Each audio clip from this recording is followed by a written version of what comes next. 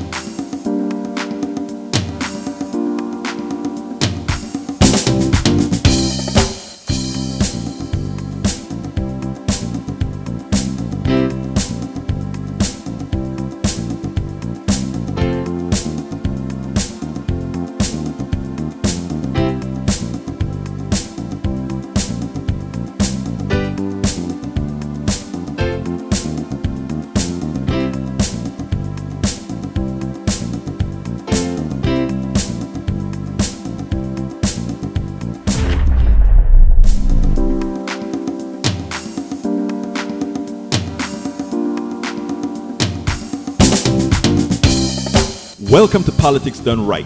I am your host, Egberto Willies. This is a progressive program that will take the mystery out of politics. This is the program that will encourage you to make sure government becomes we the people. Whether you are liberal, progressive, conservative, or otherwise, you get to air your point of view. We are an independent media outlet that, unlike mainstream media beholden to corporations, we only owe allegiance to you. Remember, you can also send me a tweet at EGBERTOWILLIES. That is at Egberto Willies. Let us engage. It is Politics Done Right. Well, folks, welcome to one more edition of Politics Done Right. I'm Egberto Willies, your host. Thank you so kindly for being a part of the show. We are going to have a great show for you today. I want to talk about several things, but I want to, I have some issues, but based on what I heard on my program this morning. But beforehand, let me welcome more folks. Remember that the first few folks on Substacks I won't see until you kind of make yourself known. So I want to welcome, of course, on our other chats. Welcome aboard. The AVQ numero uno says, hey, Berta, looks like The yearly patron is working just fine. Put it towards your next Netroots trip. Oh, okay. I'll look for that, my brother. Appreciate you, man. I appreciate you. I hadn't taken a look at it. Thank you, my brother. Yvette Avery Herod says, good afternoon. Yvette from Atlanta, Georgia. Michael Rudden from Brooklyn, New York. Let's see what else we got here. Thank you again, Michael. Appreciate you. We also have Patrick Magner from Houston, Texas. We also have Joanne from Los Angeles, California. Lee the Bearcat from Austin, Texas. Eric Hayes from Kingwood, Tuscaloosa. Harry Denson from Missouri City, Texas. We also have in the house with us Marge KJ. How you doing, Marge?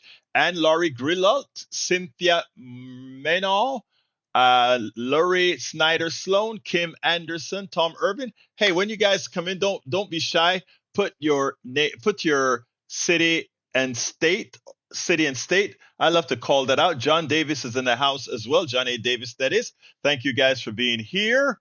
Harry says, good afternoon, activist El Profesor Egberto. Harry Denson Jr. from Missouri City. Checking in, La Hacienda. Thank you, brother. Lee Grant from Montgomery County. Let me tell you what bothered me about this morning.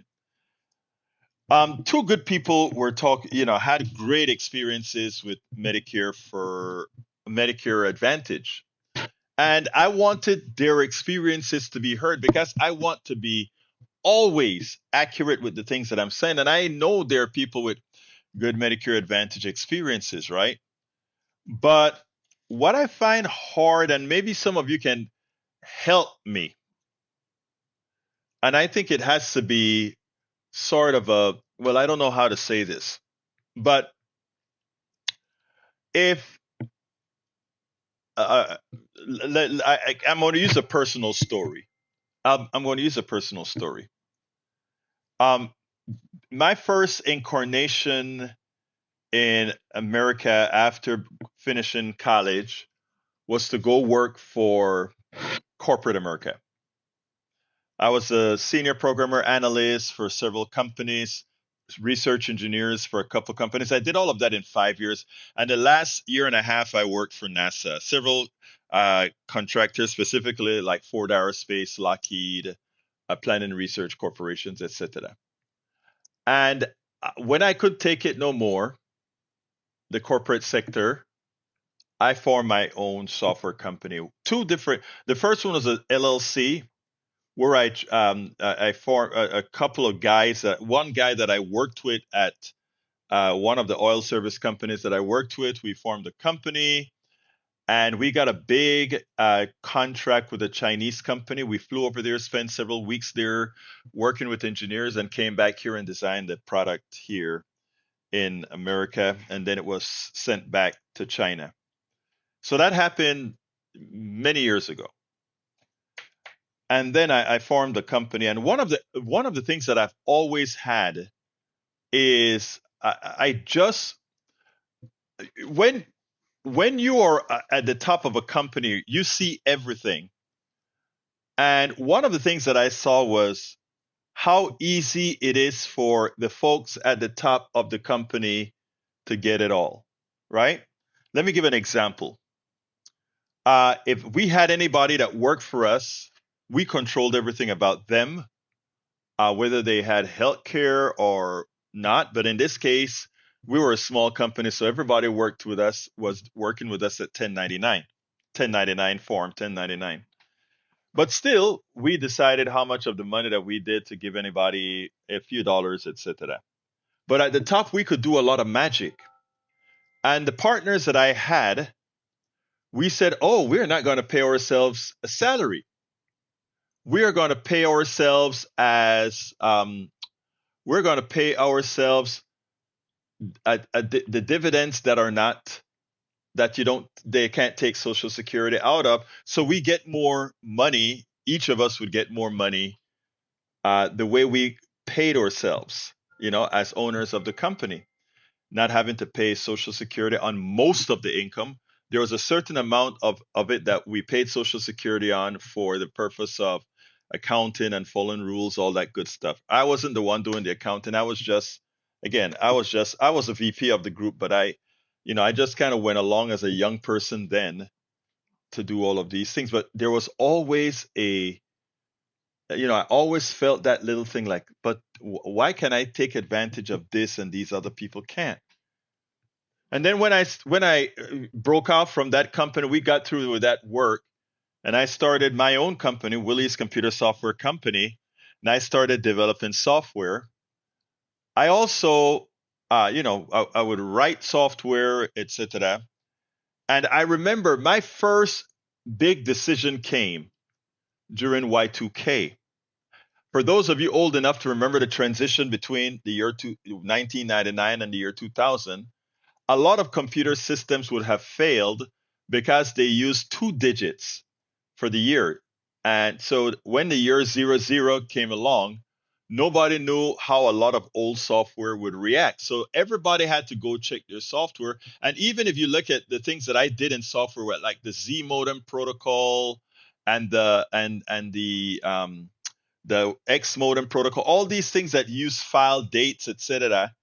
We didn't know what was going to happen at the turn of the century because there were some bugs in the BIOS in IBM, and there are a lot of these issues that used to happen. But again, anybody who went to school in the 80s and that's when the real microcomputer revolution started, right? And I went to college in the middle 80s, etc., when that real revolution occurred. And there are things that right? And when I wrote all this software, I took all of that into account when I did the software. So by then, over those years, between the years of I had my full company in all of the 90s, and when the year 99 came along, a little bit before 99, all these companies were sending emails and mails asking you what is a fee for to bring the products that they were using to be compliant, right? In other words, is your software compliant? And I remember this distinctly. It was like by then I had over 6,000 individual users of my product ComDRV. And I mean, some people say, oh, you can look all this stuff up. This is not like hidden secrets or anything like that. I had a product called ComDRV, and by then I had over 6,000 of them out there, 6,000 different people, engineers, companies, all that kind of stuff that use the software. But again, my software didn't need anything. And let me be honest with you, there was nothing special about me designing the software correctly in the first place. There was absolutely nothing special about that. Nothing.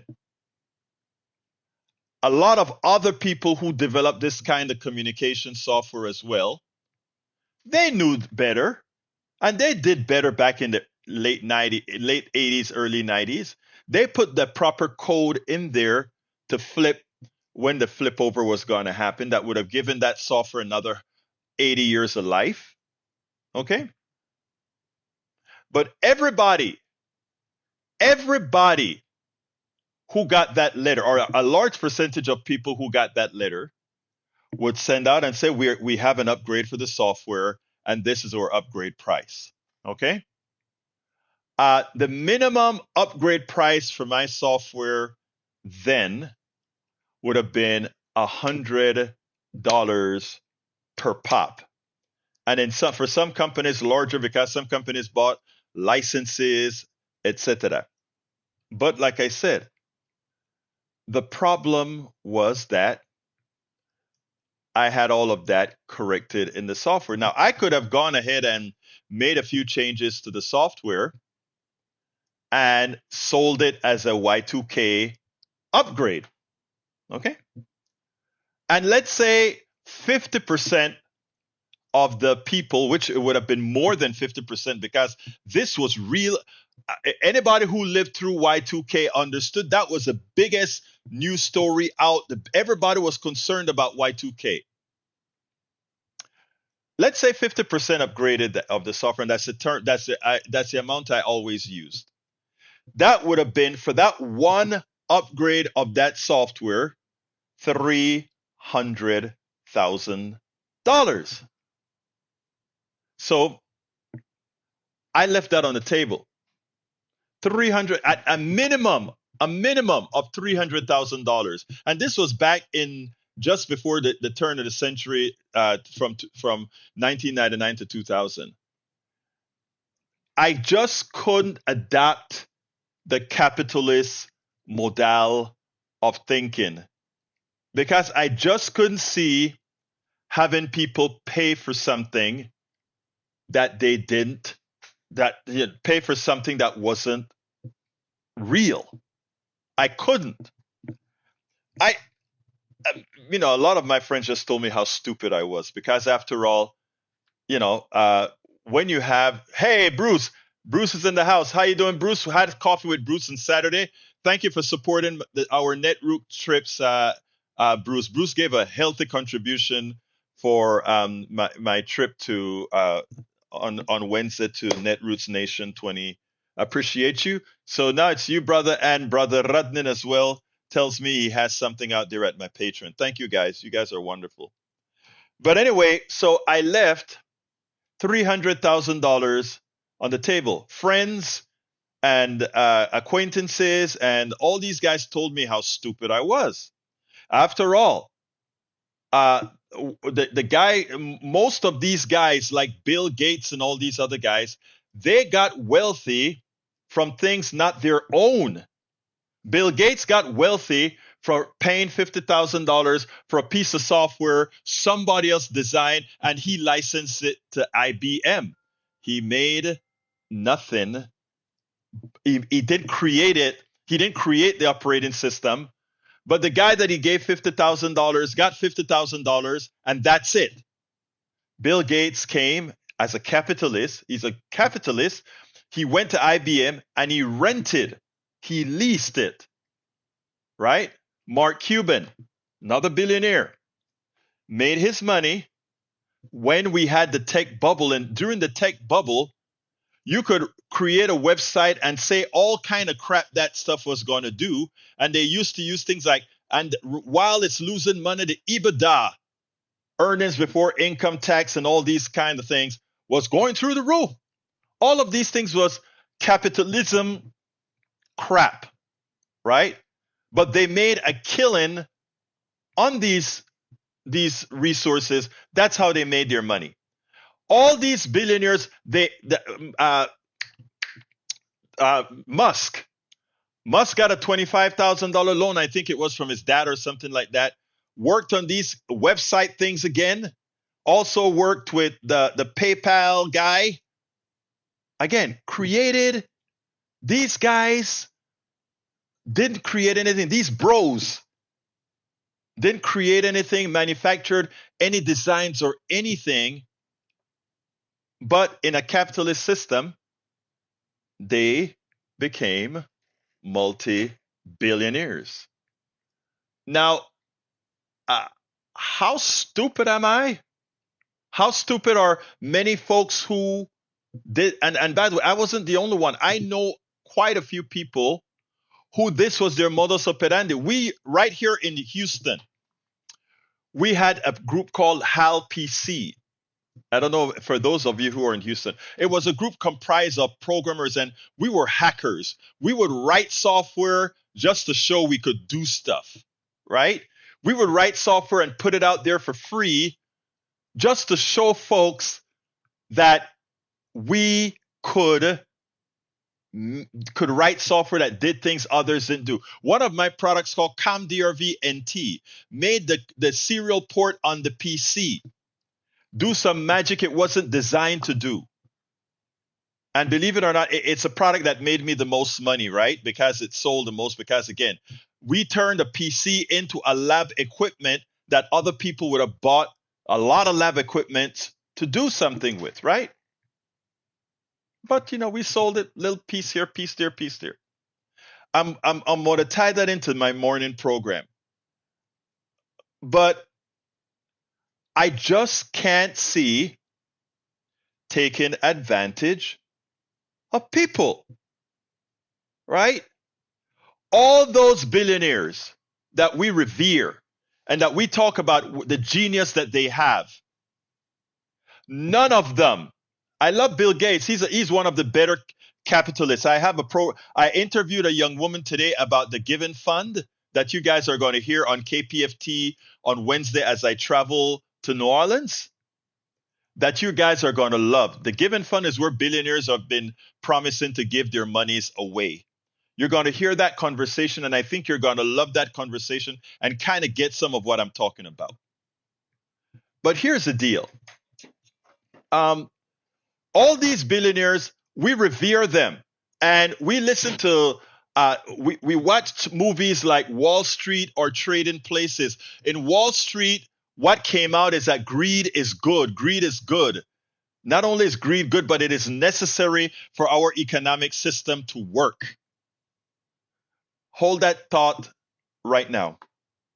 The other thing we heard in Trading Places with Eddie Murphy and Dan Aykroyd is that the stock market is a game and that anybody can be picked up off the streets and make a killing in it. And Eddie Murphy was the anybody they can pick up onto the street. And it had a social story in it, in that, and we can turn a rich person into a thief, a thug, just by circumstance, which they also proved with Dan Aykroyd. All these things we know about capitalism, about our economic system. But somehow we have gotten not the billionaires or anybody, because they know the truth. Bill Gates know that he didn't create anything technologically big. Musk knows that those rockets that are flying, it isn't his brain power that's doing that. Mark Cuban knows that none of his wealth came from individual intellect. All of those guys shared one thing in common.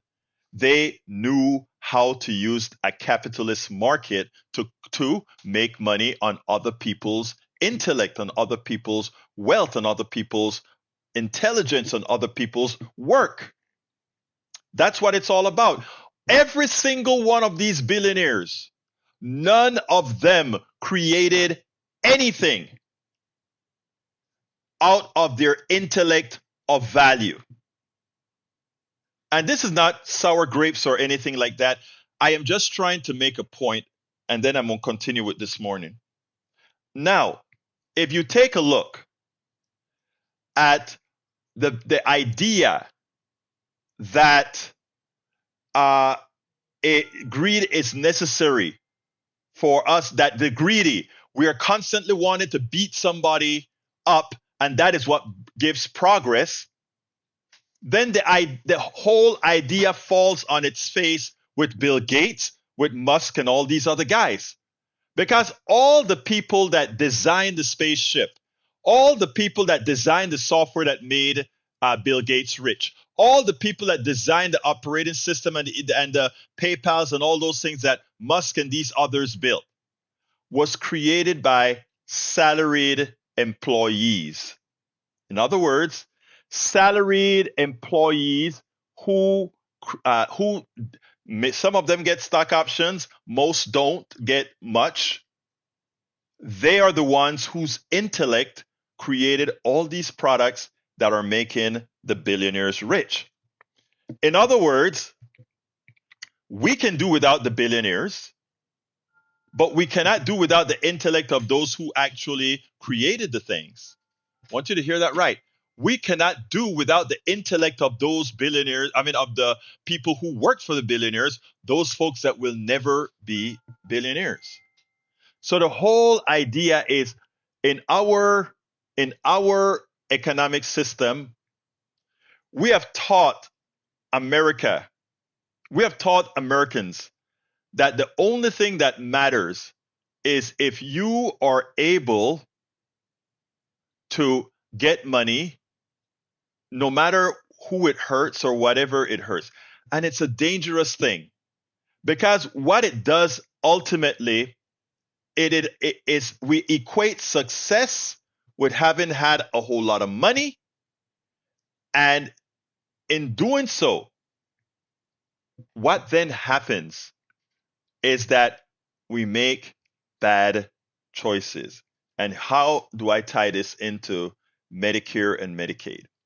We had two people that called in today when we were speaking about Medicaid, and they had great experiences with Medicaid. So that's the picture that they saw.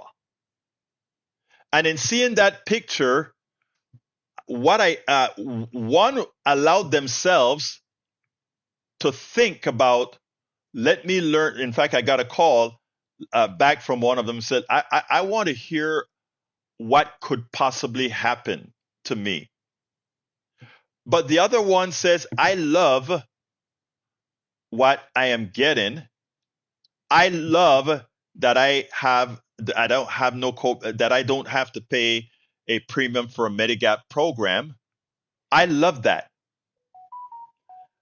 And if I need to somehow later uh ask the government to charge less, then maybe that. But for right now, I want to hold on to this thing called um, Medicare Advantage. And the problem is this: critical critical thinking demands that we ask the questions: is this stuff sustainable? Is what we're doing sustainable? Is what we're doing fair? Is what we're doing ethical? I think we've already proven beyond a shadow of a doubt that Medicare Advantage cannot be anything but unethical. Why is that? People were never insurance companies never insured old people because it costs too much. When the government decided to insure them by collecting a tax thereafter, then the insurance companies came and said, okay, now that you are collecting all this money for old people's care, could you let us take care of them? Let the private company take care of them. After all, we are more efficient. But there is not one private company that can be more efficient than government. And this is not an advocate. I'm not advocating for government to take over your pizza shop. I'm not advocating for government to take over your grocery store. But it's a mathematical impossibility for government to be more efficient for private sector to be more efficient than government. And it's simple, right? It is simple. The answer is simple. Government simply does not have the cost that the private sector has. It doesn't have advertising costs. It doesn't have real estate costs. It doesn't have all these other costs that has to be amortized before you ever get a profit. So therefore, it should go without much intellectual brain power to understand that in something like paying for health care, in something like building roads, in all these other issues, by mathematical fiat, government is more efficient. Even if they waste on a whole lot of stuff, their waste is difficult to add up to what the private sector wastes. If you doubt it, look at the Defense Department. The Defense Department is a private sector bank rolled institution. That's why we buy bombs for $100,000 that cost $5,000, right? So government, it is impossible for the private sector to be more efficient than government.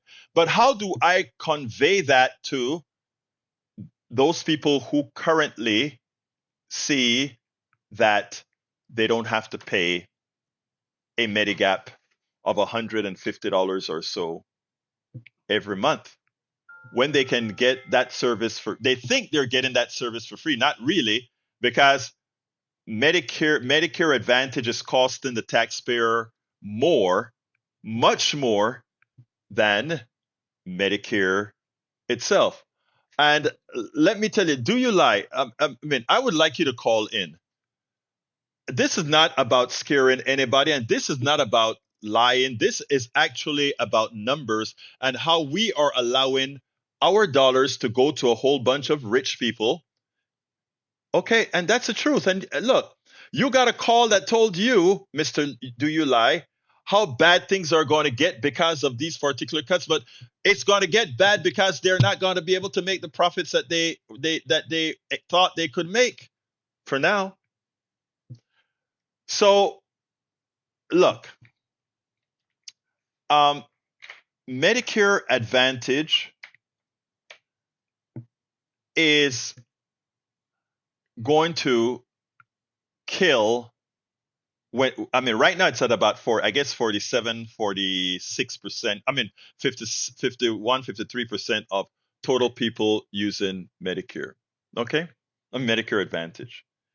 And as those numbers increase, our Medicare cost is going to skyrocket.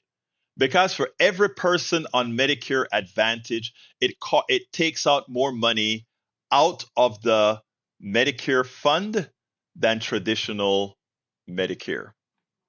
And if you're taking more money out of that fund, of course, it's costing more, and we are all paying for it. So we are all paying to give a lot of rich shareholders of Cigna, of Blue Cross, and all these guys more money. Blue Cross is a nonprofit, but still, they get bonuses and that sort of stuff. So how do you tell people to please critically think not of today, but of tomorrow? How do you tell them to critically think about their children and what their children is going to pay? How do you tell them to critically think about comparing all those societies that take care of the health care of their people using systems that really work? How do you do that? And I need your help. I'll be honest with you, because when I heard, one of our callers said, "I'm going to hang up. Tell me why would I want to go out today?" He has a policy where it's working perfectly for him. It's working perfectly for him. He has good doctors. He has everything working perfectly for him, and he doesn't have to pay anything. He walks in there. And everything is fine.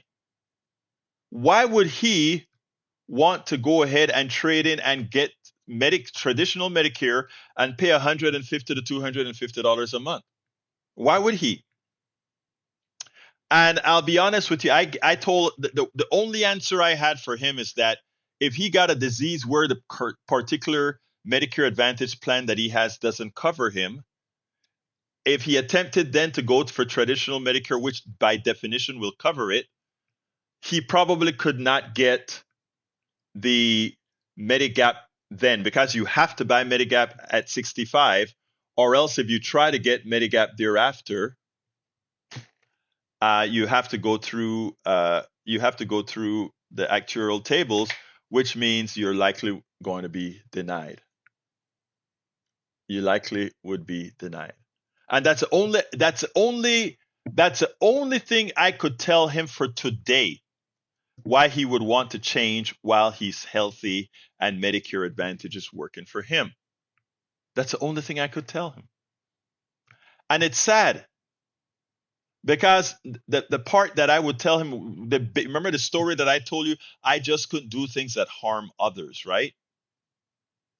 While him paying zero is good for him, and I understand it well, it is bad for the program, for the Medicare program in general. And his having a good plan because of how things work means that others will not. What are your thoughts? Anybody want to call in and talk about this? I mean, before I move on to another subject, call and let me know what you think. Um, call and let me know what you think. Because I tell you, folks, when we were getting off, I don't remember. Somebody told me, Egberto, keep talking about it. It is really hard to really give it perspective. Something like that. Somebody told me this morning in the chat, and you know, I don't know. I don't know what it's like. So I'm waiting for a call. 281-823-7747. Let me put that in there. 281.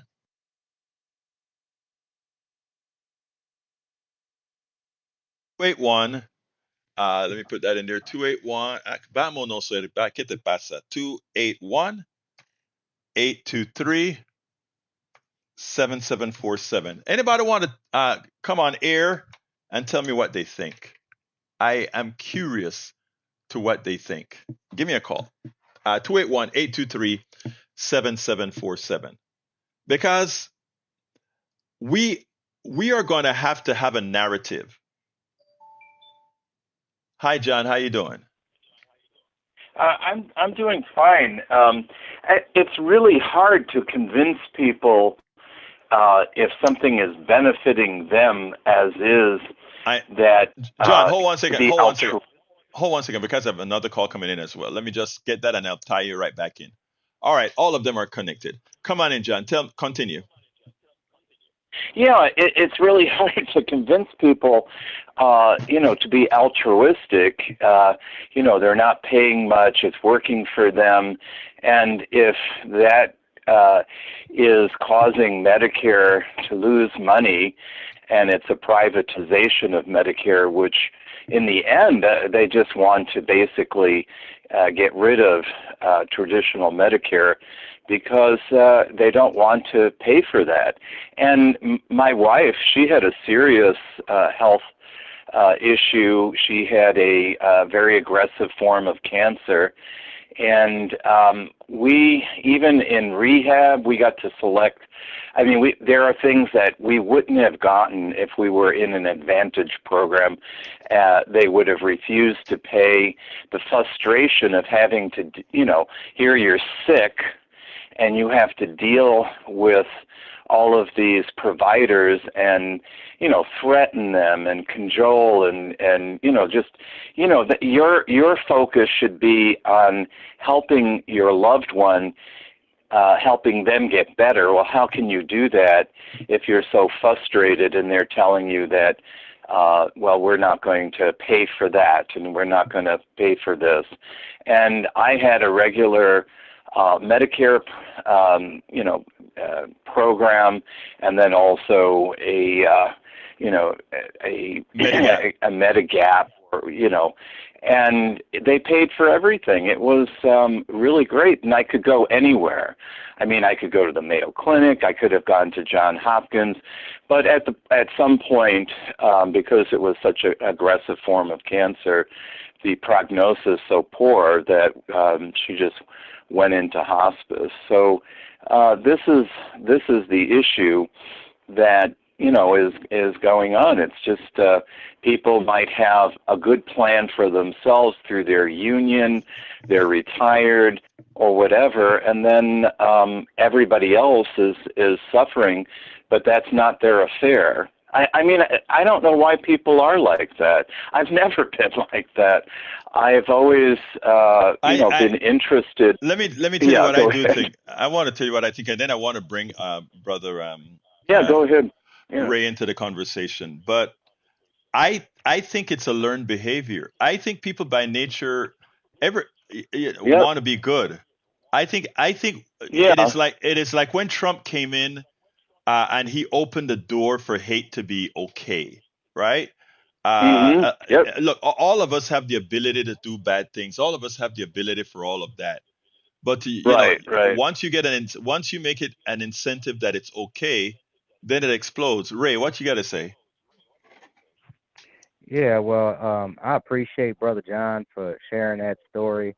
I had an experience with Medicare Advantage, and like John mentioned, my mother, who was a 30-year employee of the CWA, and she got her insurance through AT&T. Union. Yeah.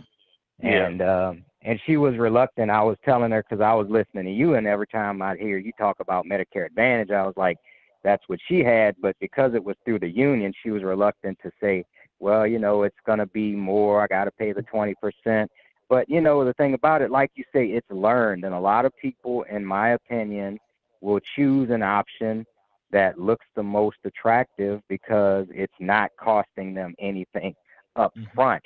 And that's where they get you. It's the upfront cost that people are attracted to not paying. Right. But it only works under certain conditions. Now, when my mother got ill also by an aggressive form of cancer. Again, sorry for Sorry what for you your had to loss, my go through. brother. I know. Sorry both of you, man. But go ahead, Ray.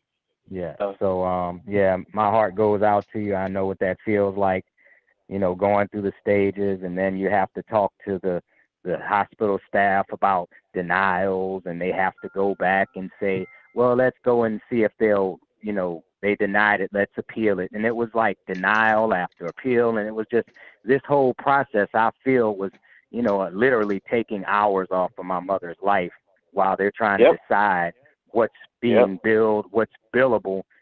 These are precious moments that could have been used in her actual health care, but because everything, and when I was in that hospital room, I noticed every every syringe, Mm-hmm. every food bag, everything was scanned into the computer, just like if you're at the grocery yeah, store, beep beep, everything was scanned in. It was being billed just like you were going to a grocery store. Everything was itemized, and that's what we need to get rid of in this society. It's despicable, it's disgusting. And I mean, the hospital staff, they're only doing a job that they're hired to do, but they're part Exactly. of, that system. And I mean, it pays them well, yeah, and they mean well with their compassion, but it's yep. bad for all of us when we end up in that, on the other side of that bed.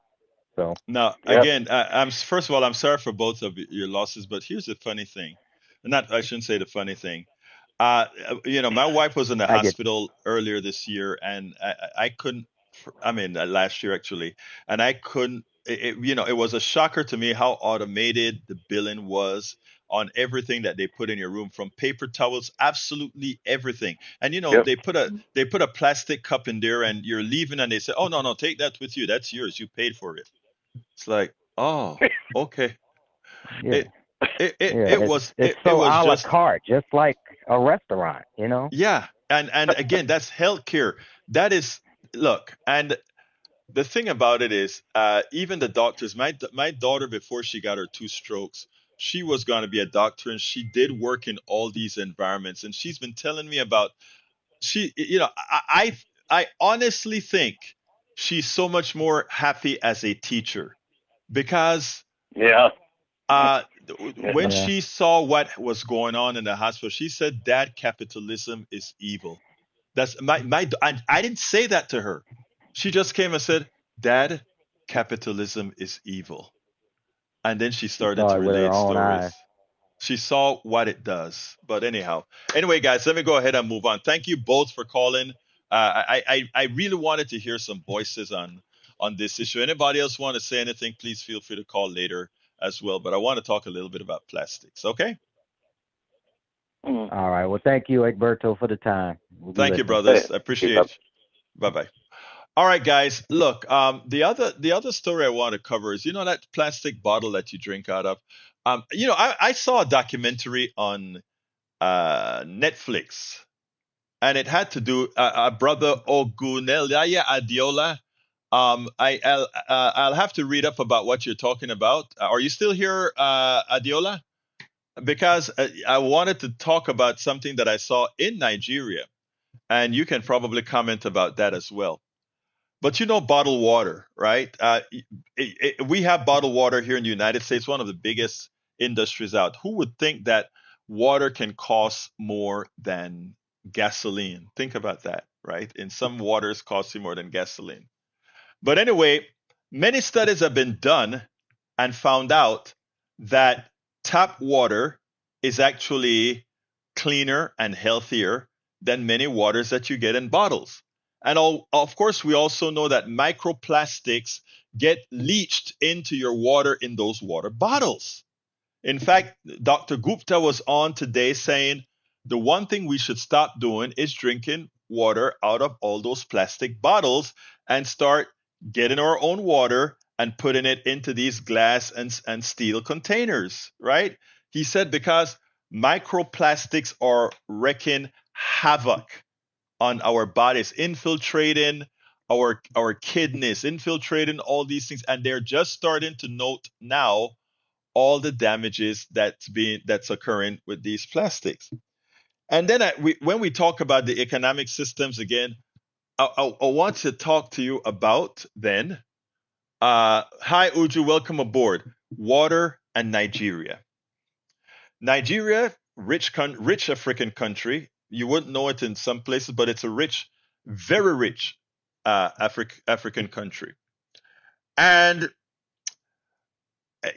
they, the Nestle corporations and others have actually infiltrated that country by, you know, with the sort of issues that make folks, the country doesn't build a whole lot of water purification plants, so it doesn't have, it doesn't have the best purified water. And by the way, if you think America is any better, go to certain rural areas into municipal districts and test the water and notice what's happening here in America with water.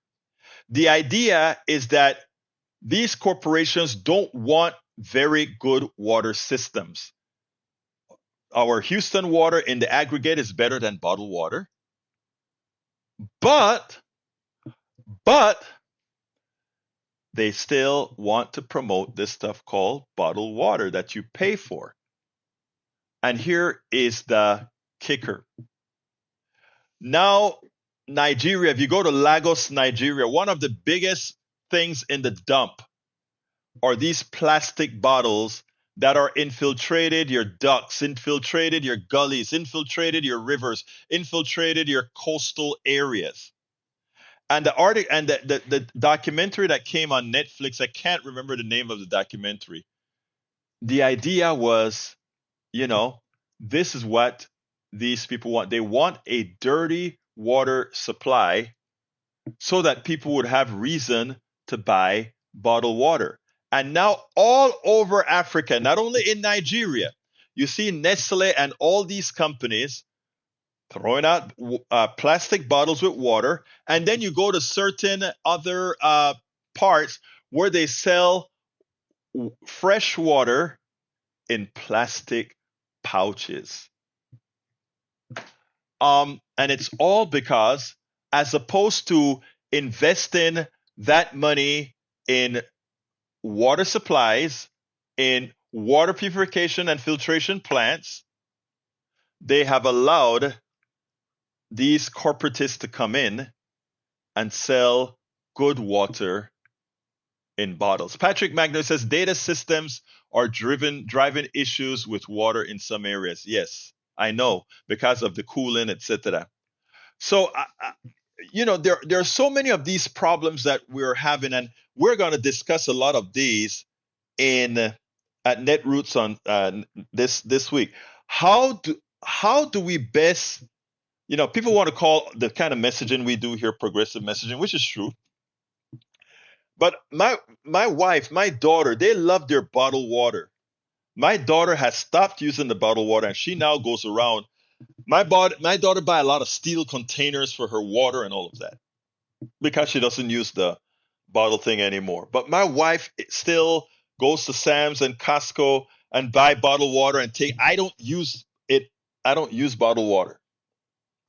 This is what I use, right? Now, and I drink that throughout the day. Now, my wife has lupus. It's destroying her body little by little, but the psyche is still there. That you want some clean water, you jump and you get the bottled water. You go to a picnic, instead of carrying a metal cooler with some good, fresh, clean, filtered water, you get cases of plastic bottled water. How do we take care of that? The article that I'm referring to is called Plastics Cause Over $1.5 trillion in Health-Related Economic Losses per Year globally. And it is something I think all of us need to, kind of ask folks about. Is this really what we want? Is this really what we should do? All right. Calls 281-823-7747. 281-823-7747. Last subject I want to cover is the Dems in Texas that have left Texas. I'm happy that they left. I hope that they are. I tried to get some interviews and I couldn't get any. I wanted to get some interviews today so I could bring it onto the program, but I couldn't reach any of the Democrats that are outside of that are in Illinois right now. I'm going to keep trying, but I don't have a lot of time because I have to go set up, finish staging my stuff for. I'm on Radio Row at Netroot, so I'm staging that right now. But Abbott is threatening that he's going to throw them out, and which Gene Wu, let me put that on the screen. Friend of mine, Gene Wu, he's leading the congregation there. It's funny. 3 weeks ago, we were bowling, and I asked him, "Are you guys going to publicize what you're going to do?" And he said, "Nope." But and you saw the interview that I also did with Representative John. Huh,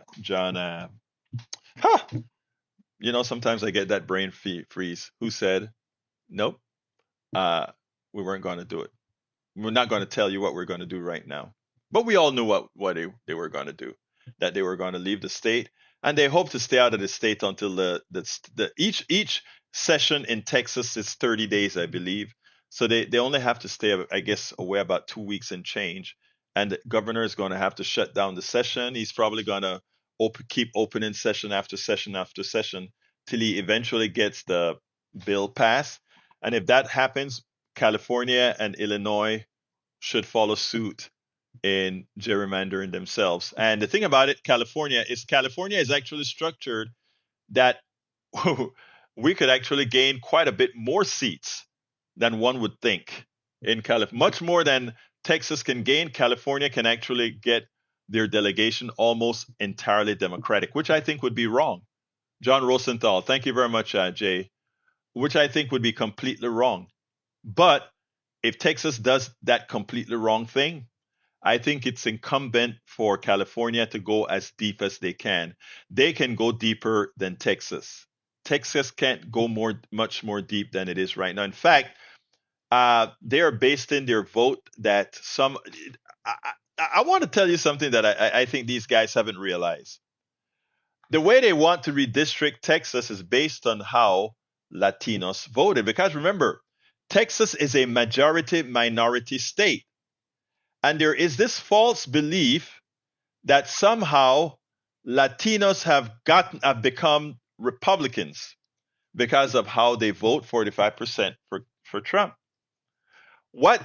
And when you start to write policies based on a false premise, that is ready for the taking. And let me explain what I mean.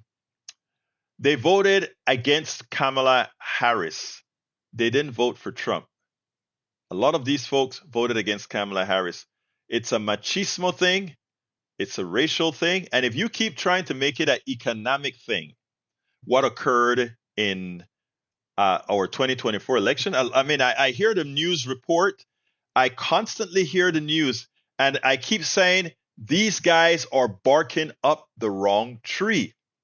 If your analysis tells you that Kamala lost because of economics, I am saying, wake up. Kamala did not lose because of economics. And if you are going to base your redistricting based on Latinos and economics, please go ahead and do it. Please go ahead and do it. I'm glad that the Democrats are doing what they're doing for now. But the way I looked at the districts, the way they drew it out, and I see a potential for Democrats actually picking up seats. Because as John actually said, Rosenthal said, he was in a plus 10 district. And before they redistricted his Republican plus 10 district, he won it by plus 2. They are making quite a few Republican districts less than 10 points. And I tell you, making those districts less than 10 points and assuming that Kamala lost that Trump won Latino votes as opposed to Kamala losing Latino men and others will have them make the wrong choice. And I think they're getting ready to do that. As long as you believe that that's the reason Kamala won Latino votes, it'll come back and bite you. All right, let's see what else we got here before I go. We're close to the end of the program. I know the documentary you're talking about. Can't think of the name. Yeah, it's about water. You just have to scan water. It wasn't only about Nigeria, but Nigeria was one of the places they covered. And it was the one that left the most indelible impression because Nigeria is a rich country. And I understand Uju is right. She says, yes, Nigeria is a very rich country, but we are so corrupt. It's where America is headed. Mark my words, unless we say enough. And that's what we are here to say, Uju. Enough. Enough. Enough. Water is being privatized everywhere. It's a shame that we are so wasteful with it. And it's funny because they always say, how can a planet where 71% of the surface is covered by water, where you have to buy water? It's funny, isn't it? Doesn't make any sense. But that's what our economic system does for you. Was the documentary called Bad River or Big Blue World? I don't remember. I don't remember what it was called. So I could say it, flip either one. I don't remember what it was called, but it's a documentary that everybody. If you find it, you let us know, Adam, and we'll tell the rest of the people here. All right, I think I've covered what I want to cover for today. Brave Blue World. That's interesting. I think I've covered what I want to cover. I'm kind of a little bit. I'm like very busy in trying to get all this stuff together because I got to pack all of that that's under 50 pounds in every bag to get to um to Louisiana and set us up. Let me show you guys my setup. Check it out. Let's see. Here we go. I think that's it. All right, that is the where we have. That's where we're going to be doing. I have it set up in my room, but that is where we're going to have the people sitting. Bruce was with me a couple of years ago in Chicago. He flew out there with me. We bunked together, and he came out there with me where we interviewed all those folks, uh, activists, politicians, and just regular folks that are there to learn, etc. Yeah, it was about then, Adam, I think. So that is what the setup is going to look like. You notice we have both KPFT and the politics and right stuff, and one of the computers is for analysis. The other computer is for doing the actual interviews and sending it over the internet. If the connection, we are supposed to have direct connections. If it's good, I'll be sending. I'll probably periodically come up on Substack with some of the interviews. I'll probably do live, and I'll make sure to. Again, all of the interviews are going to be taped as well. I have this thing going where I tell folks if you want to be executive producers of each video, you know, you can and do that support thing. I'm pretty sure that we have some executive producers already of the video.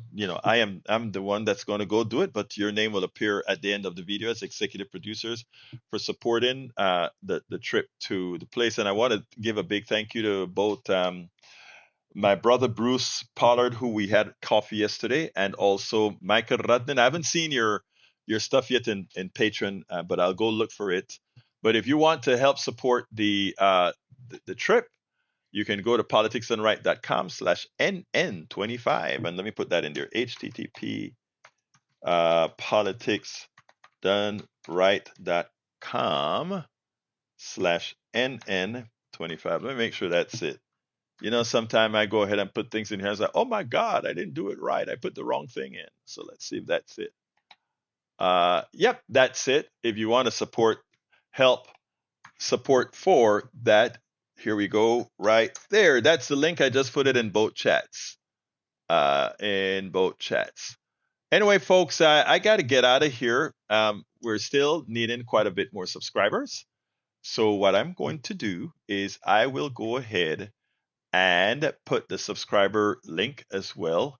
I'm flying to the conference. Yeah, I'm flying to the conference. I have too much to carry, and it'll cost me more to drive to the conference and pay the hotel parking fees. It's amazing, right?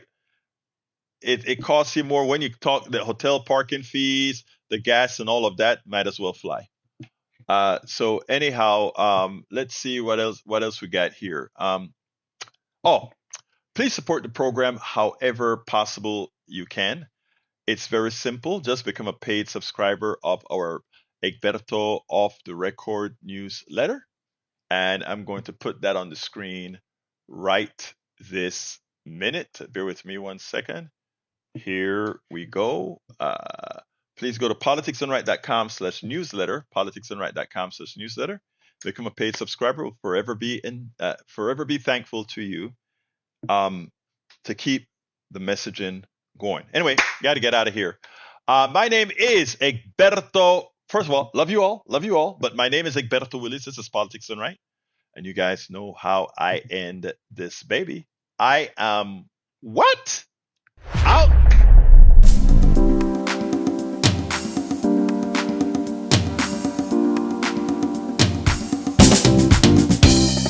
Welcome to Politics Done Right.